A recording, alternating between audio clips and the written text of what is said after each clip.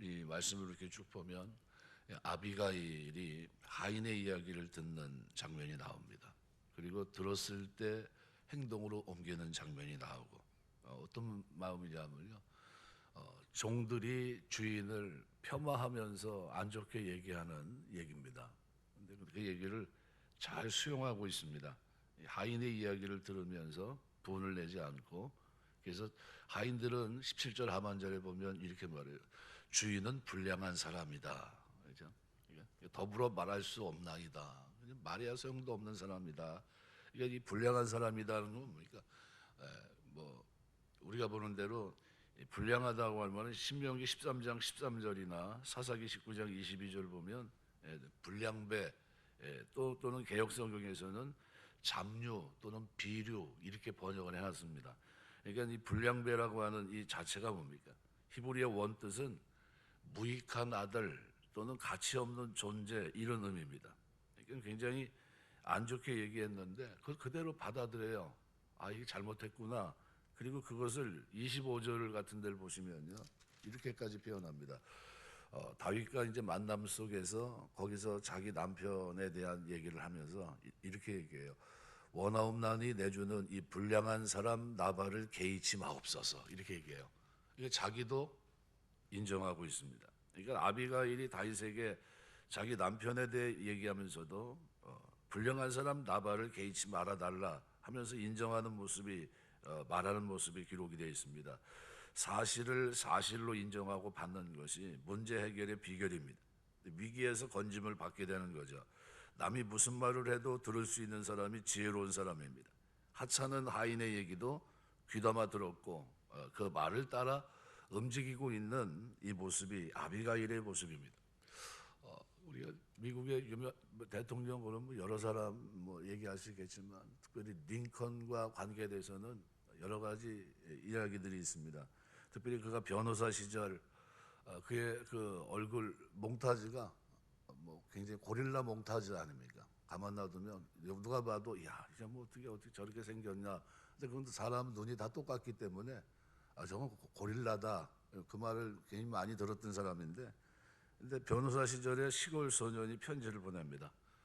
편지를 보낸 내용이 뭐냐 하면 아저씨 얼굴이 너무 무서워요. 그러면서 편지를 보내왔어요. 보내오면서 마지막에 뭐라고 썼냐면 이렇게 써놨어요. 그 위에 얼굴의 모습이 움푹 들어가고 이런 부분들, 광대뼈가 튀어나오고 이런 부분들이 너무 무서워요. 그래서 단 한 가지 양볼에 쏙 들어가고 이런 부분에 이걸 좀 수염을 길렀으면 좋겠습니다 하면서 이제 편지를 보내온 거예요. 근데 이게 아이가 보내온 거거든요. 이 흉한 모습을 좀 가리면 아마 나중에 훌륭한 사람이 될 겁니다. 이런 식의 이제 편지를 보내온 겁니다. 근데 굉장히 기분이 나쁠 것 같아요. 그죠? 사람 얼굴을 가지고 얘기한다는 게 굉장히 불편하거든요. 근데 그 소년의 이야기를 그대로 받아들입니다.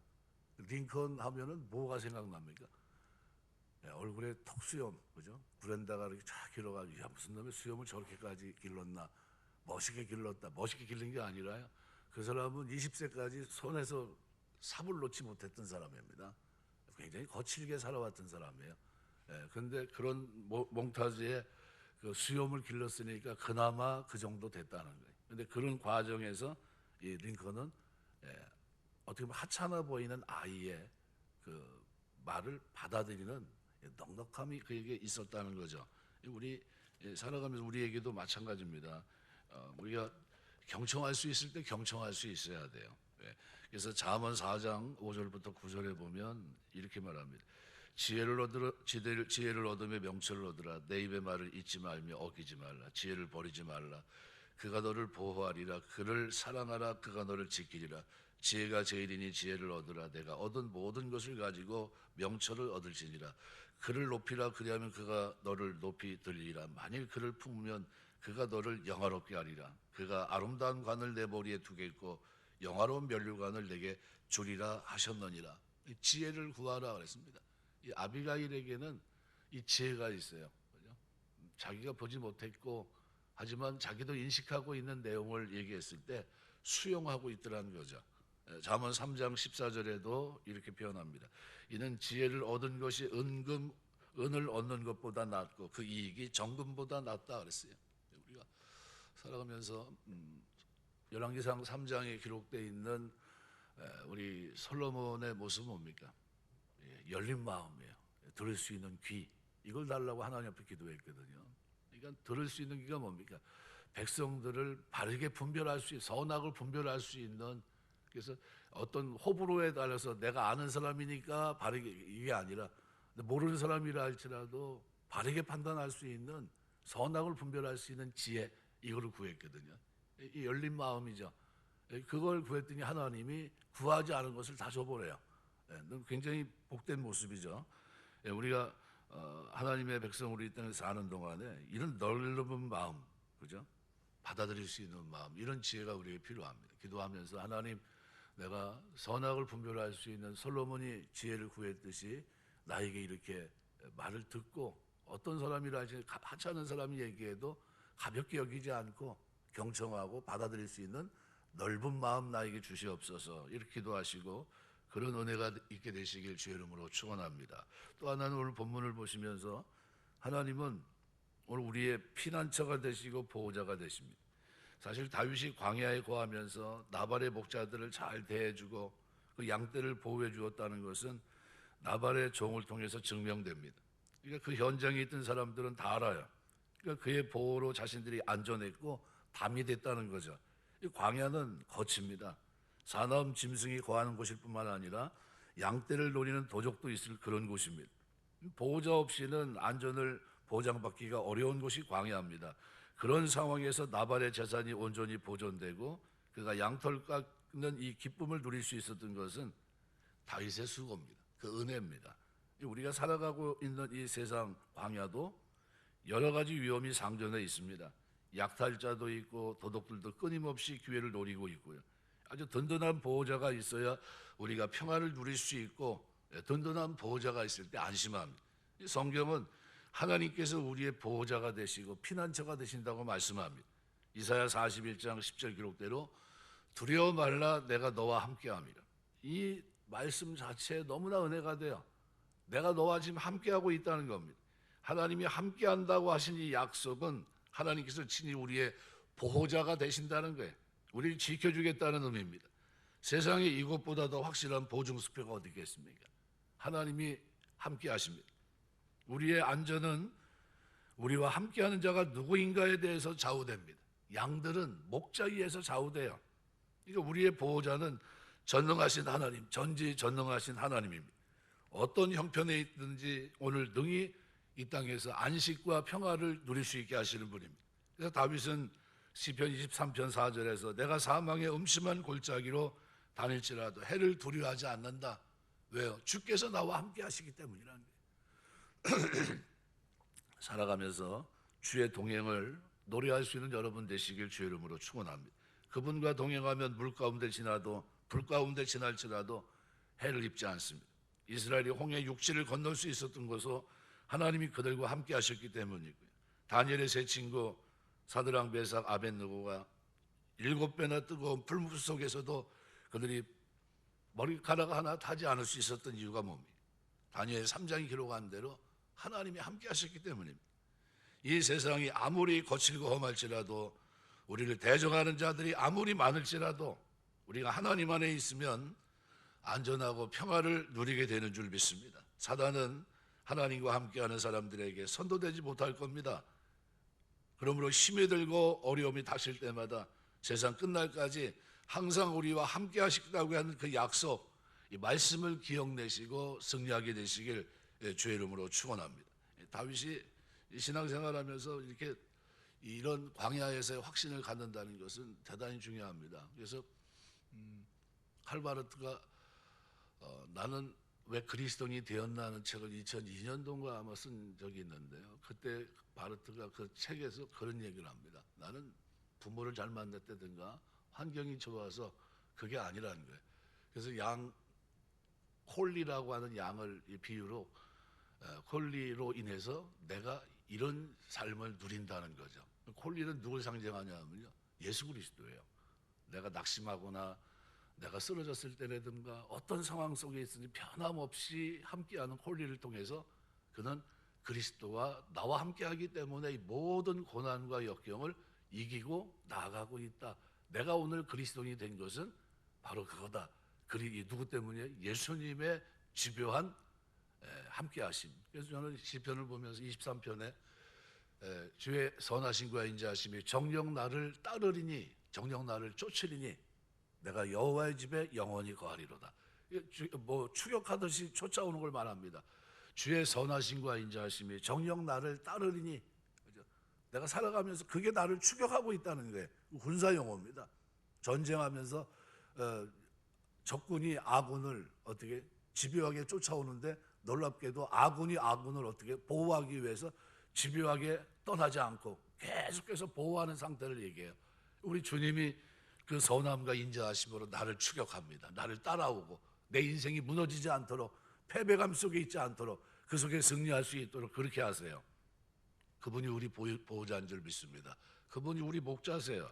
그래서 시편 121편 4절부터 6절 기록대로 이스라엘 지키시는 자는 졸지도 아니하시고 주무시지도 아니하시고 여호와는 너를 지키시는 자라. 여호와께서 내 우편에 내 그늘이 되시나니 낮에 해가 너를 상치하며 밤의 달도 너를 해치 아니하리로다 했습니다. 하나님이 지켜주세요. 이사야 31장 5절 보면 새가 날개치며 그 새끼를 보호함같이 나 만군의 여호와가 예루살렘을 보호할 것이라. 그것을 호위하며 건지며 넘어와서 구원하리라 하셨다 그랬어요. 우리 신앙생활하면서 내가 환경이 좋아서 신앙생활 잘하는 게 아니에요. 부모를 잘 만나서 신앙생활 잘하는 게 아니라 목자 되신 주님이 집요하게 나를 버리지 않고, 그죠? 넘어졌는데도 불구하고 어떻게 내팽개치지 않고 나를 붙들어 주시기 때문이에요. 이게 우리의 신앙생활입니다.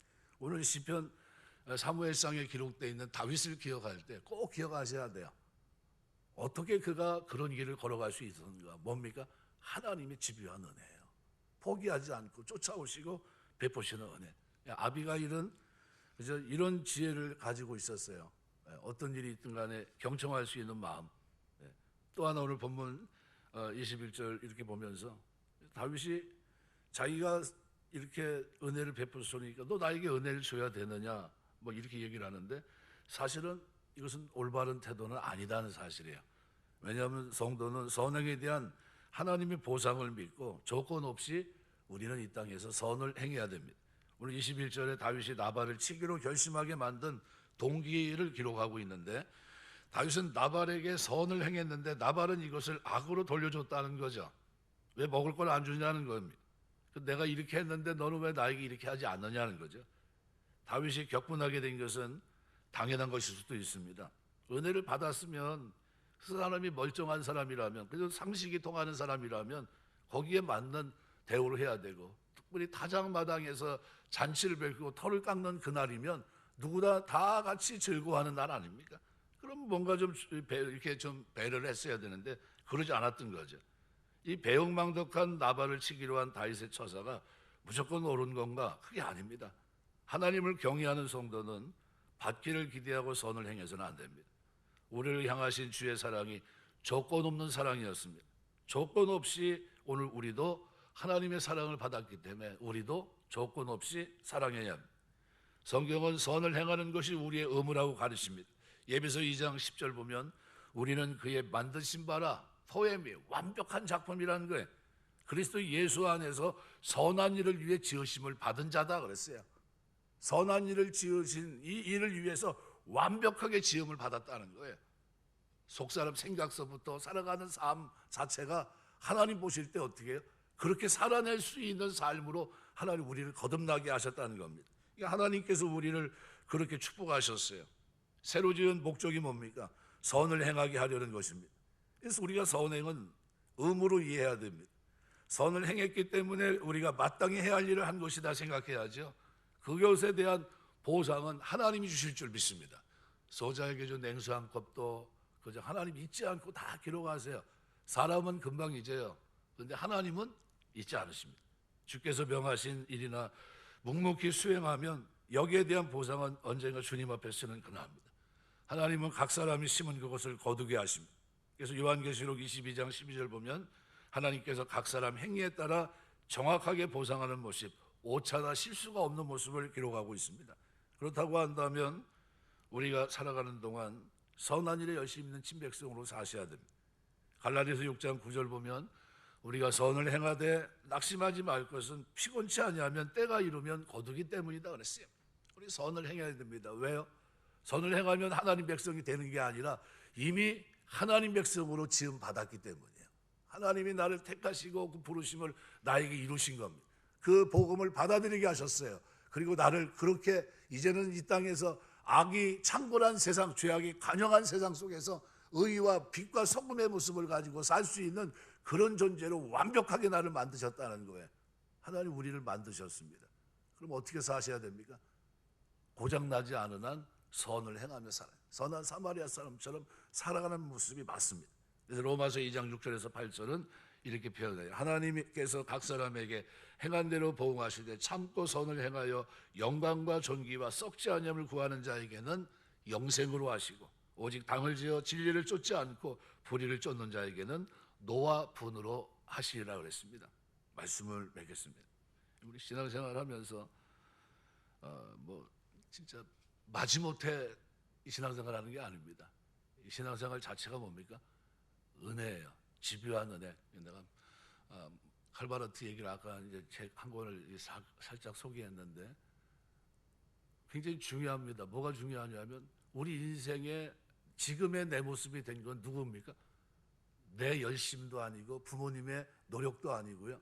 내가 뛰어나기 때문도 아닙니다. 예수 그리스도의 은혜예요. 집요하게 나를 버리지 아니하시고 선함과 인자하심으로 나를 어떻게 해요?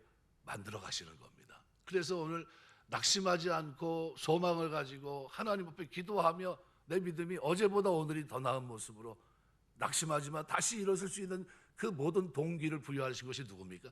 예수 그리스도예요. 그분이 내 안에서 이 일을 이루고 계시다는 겁니다. 그렇다고 한다면 오늘 우리는 좀 지혜롭게 살 필요가 있겠죠. 아비가일의 이 지혜로운 모습, 그죠? 경청하며 겸손하게 받아들일 수 있는 넉넉한 모습. 그리고 다윗이 급하게 성을 냈지만 이렇게까지 할 필요가 없다는 겁니다. 하나님 앞에서 하나님 앞에 맡기고 만일 다윗이 이렇게 하지 않았으면 다른 길은 없었을까요? 하나님은 얼마든지 우회적으로 먹이시고 입히시고 인도하실 능력이 있으신 분입니다. 그렇다고 한다면 우리의 삶을 한번 돌아보면서 나는 어떤 사람인가? 그리스도의 은혜 속에서 지금 살고 있는데 그것을 내가 잊지 않고 있는가? 내 삶에서 이런 선함, 경청하며 겸손함에 받을 수 있는 넉넉한 마음이 있는가? 그리고 내가 살아가면서 선을 행하되 조건 없이 하나님이 나에게 마치 콜리처럼 그저 끊임없이 집요하게 나를 변화시키기 위해서 나에게 모든 것을 올인하고 도와주듯이 내 삶에 이렇게 선을 행하는 넉넉함이 있는가? 내가 조건을 가지지 않고 하나님이 나에게 베푸시니까 그 은혜를 나도 나누고 있는가라는 부분은 우리가 생각하면서 살아야 될 모습이라고 생각이 됩니다. 살아가면서 하나님의 은혜, 집요한 은혜가 내 삶에 지금 내 영혼에 내 살아가는 동안에 내 삶을 이렇게 풍성하게 하고 있다는 사실을 기억하시고요. 하나님의 부르심 속에서 많은 사람에게 주며 살 수 있는 넉넉함이 그리스도 안에서 저와 여러분의 삶 속에 충만하게 넘치게 되시길 주의 이름으로 축원합니다. 기도하겠습니다.